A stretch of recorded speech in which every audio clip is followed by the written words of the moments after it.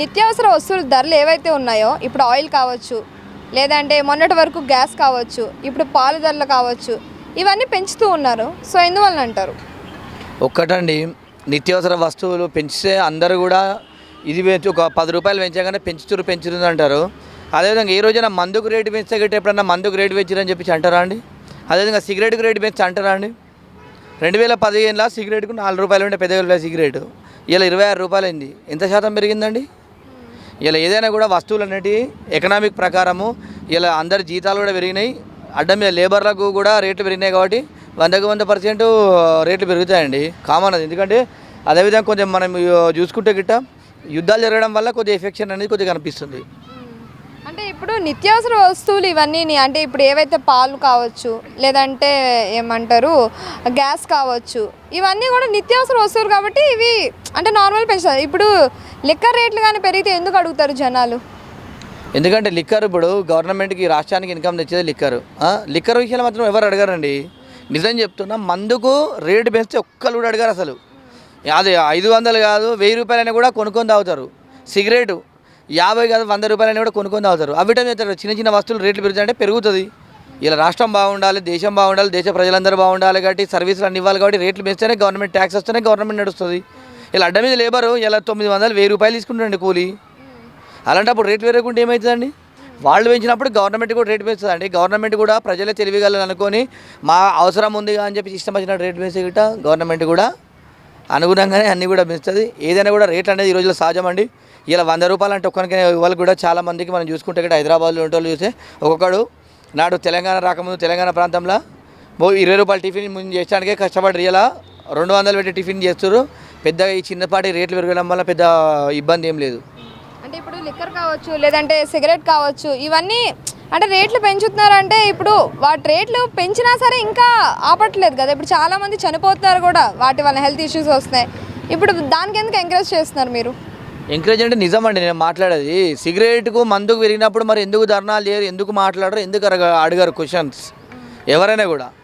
అది ఎవరైనా కూడా ఎందుకంటే చిన్నపాటి నూనెకు రేటు పెరగంగానే, పెట్రోల్కి రేటు 10 రూపాయలు పెరగంగానే, 2 రూపాయలు పెరగంగానే ఇక ఇంత పెరిగింది అంత పెరిగింది అని చెప్పి మాట్లాడతారు. ఆ విషయంలో కూడా మాట్లాడాలి. ఫుడ్ ఉండాలి, ఫుడ్ ఉండాలంటే ఆయిల్ ఉండాలి. మరి ఆయిల్ పెరిగితే అడుగుతారు కదండి రేట్లు.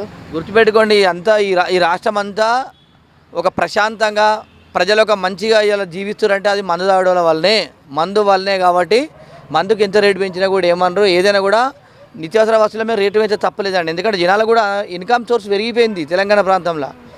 నాడు 100 రూపాయల నోటు అంటే ఒక 10 ఏళ్ళ కింద ఎంత బలం ఉండే 100 రూపాయలు అంటే 100 అంటుండే. ఇలా 100 రూపాయలు విలువ. దాని చిన్న పోరాడు కూడా 100 రూపాయలు తీసుకుంటలేడు.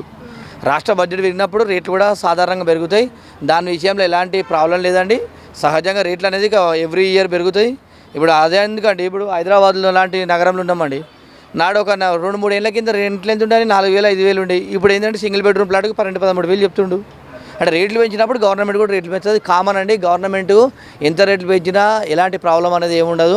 ప్రజల దగ్గర డబ్బులు ఆ విధంగా వస్తున్నాయి అంతే. కాకపోతే ఏంటంటే నిజమైనటువంటి ఒక పేదోనికి మాత్రం నష్టం జరిగే అవకాశం ఉంటుంది. కానీ నిజమైనటువంటి పేదోళ్ళు కూడా ఈ రోజులలో డబ్బులు ఎవరికి తాను కోట్లేస్తారు కాబట్టి ఇది ఈ విధంగానే ఉంటుంది. అంటే ఇప్పుడు కూలి పనులు చేసుకునే వాళ్ళకే రోజుకి వచ్చేది 500 600. ఇప్పుడు 200 ఆయిల్ పెట్టి 200 చికెన్ పెట్టి అలా ఎట్లా కొనుక్కుంటారంటారు మరి? ఎవరండి లేబర్కు 500 రోజు ఎప్పుడో జమాన్లో పోయిందండి. 1000 రూపాయలు లేబర్కు. మేస్త్రి 1200 ఇప్పుడు 1300 తీసుకుంటారు లేబర్ పని చేసుకుని, కూలి పని చేసుకుంటారు. ఎవరైనా ఉన్నారంటే చదువుకున్నటువంటి వాడే నష్టపోతాడు ఇక్కడ. ఎందుకంటే వాడు 12-13 వేలకు జీతం చేసుకుంటాడు, ఎంబీఏ చదివినోడు కానీ బీటెక్ చదివినోడు కానీ. అలాంటి వాళ్ళకి ఇబ్బంది అవుతుంది. ఏదైనా కూడా ఇక రాష్ట్ర పరిస్థితులు బాగాలేనప్పుడు, దేశ పరిస్థితులు బాగాలేనప్పుడు రేట్లు పెరిగినప్పుడు కంపల్సరీ ఉండాలి. అందుకే భారతదేశ ప్రధాని నరేంద్ర మోడీ గారు ముందుగా చెప్తున్నారు, విలాసమైనటువంటి జీవితాలలోకి కింద పడకండి, ఇబ్బంది పడకండి అని చెప్పేసి దేశ ప్రజాని చెప్తున్నారు. కాబట్టి ఆయన మాటను కూడా గౌరవిస్తూ ముందడికెళ్తే బాగుంటుందని చెప్పి తెలియజేస్తున్నాను. ఇప్పుడు నిత్యావసర ధరలు అనేవి చాలా వరకు పెరుగుతూనే ఉన్నాయి. ఇప్పుడు రీసెంట్గా చూసుకున్నట్టయితే ఇప్పుడు ఆయిల్ రేట్ అవ్వచ్చు, లేదు అంటే ఇప్పుడు అమూల్ మిల్క్ అవ్వచ్చు. సో వీటన్నిటి రేట్లు పెరుగుతాయి. మొన్నటి వరకు చూసుకున్నట్టయితే ఇప్పుడు గ్యాస్ ధరలు కూడా పెరిగాయి అనమాట. సో దీని గురించి మీరు ఏం మాట్లాడతారు? ఫస్ట్ ఆఫ్ ఆల్ తెలుగు రాష్ట్రాల్లో లేని కొరతను సృష్టించారండి. దానివల్ల అనేది నిత్యావసర వస్తువులు అనేది ఈజీగా పెరిగిపోయాయి. కామన్గా చూసుకుంటే మనకు సిలిండర్ రేట్ అనేది 1000 రూపాయలు పెరిగిపోయింది. దానివల్ల ఖచ్చితంగా మనకు పెరుగుదల అని చెప్పేసి ఉంటుంది, అది గెస్ చేసింది.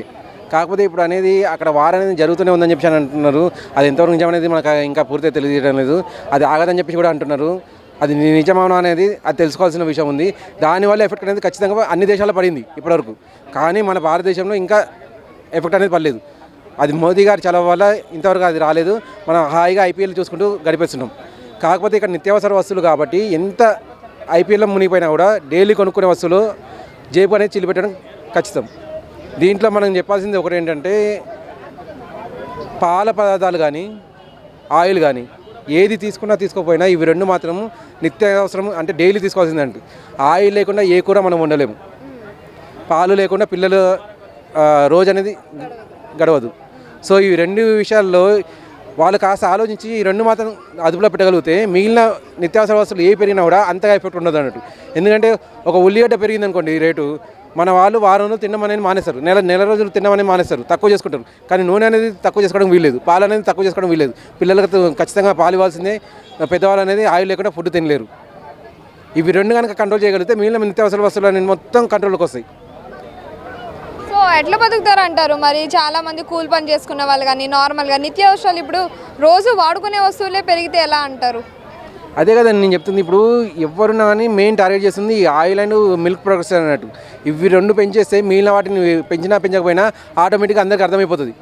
దానివల్ల మనకు అమౌంట్ అనేది పెరుగుతూనే ఉంటుంది, మన సంపాదన పెరుగుతుందని చెప్పి వాళ్ళు అనుకుంటారు. కానీ మధ్యతరగతి నిమ్న తరగతి వాళ్ళ నడ్డి విరగకుండా జాగ్రత్త పడదామనే నాయకుడు మాత్రం బయటికి రావట్లేదు.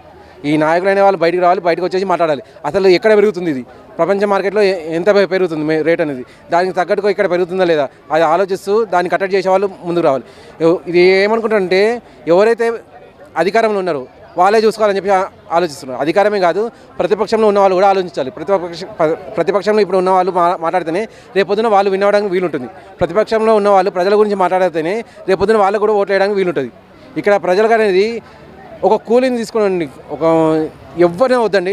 నేను సినిమా ఇండస్ట్రీ నుంచి ఉన్నవాడిని. సినిమా ఇండస్ట్రీలో ఒకడు షూటింగ్కి వెళ్ళాలంటే జూనియర్ ఆర్టిస్ట్కి వెళ్తే వాడికి మినిమం అనుకున్నా కూడా ఒక 300 రూపాయలు వస్తుంది. 300 రూపాయలు వాడు వెళ్ళేసి ఒక ఆయిల్ ప్యాకెట్ కొనుక్కుందామంటే 129 రూపాయల నుంచి 149 రూపాయల వరకు పలుకుతుంది. అది అంటే సగం రేటు ఆయిల్కే పోతుంది వాడికి ఒకరోజు సంపాదించి. ఈరోజు సంపాదించిన జీతం అనేది మళ్ళీ ఇంకో వారం రోజుల వరకు దొరుకుతుందంటే గ్యారెంటీ లేదు.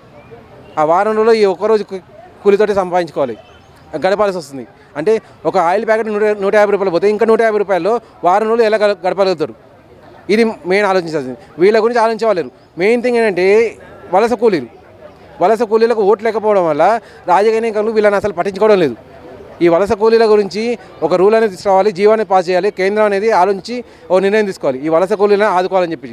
వీళ్ళకి ఓటు అనేది లేదు, వీళ్ళు రాష్ట్రాలు తిరగడం వల్ల ఓటు అనేది కోల్పోతున్నారు. దాని గురించి అని చెప్పి పట్టించుకునే నాయకుడే లేడు. వీళ్ళ కష్టాలన్నిటి ఎవరికి అర్థం అవ్వట్లేదు. మెయిన్ వీళ్ళ గురించి ఆలోచించగలిగితే నిత్యావసర వస్తువులే కాదండి, దేశం మొత్తం బాగుపడుతుంది. సో రేట్లు ఇంతగానం పెరుగుతున్నాయి అంటే ఏం చెప్తారు?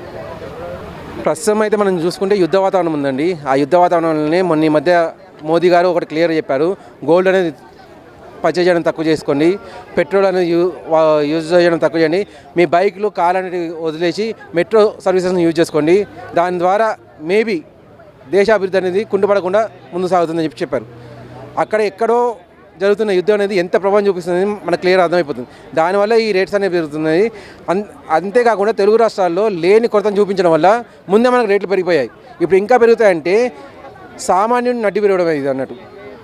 అయితే ప్రధాని గారు కానీ లేకపోతే రాష్ట్ర ముఖ్యమంత్రి రేవంత్ రెడ్డి గారు కానీ పక్క రాష్ట్ర ముఖ్యమంత్రి చంద్రబాబు నాయుడు గారు కానీ చర్యలు తీసుకొని వీటిని పెరగకుండా చూసుకోవాలి.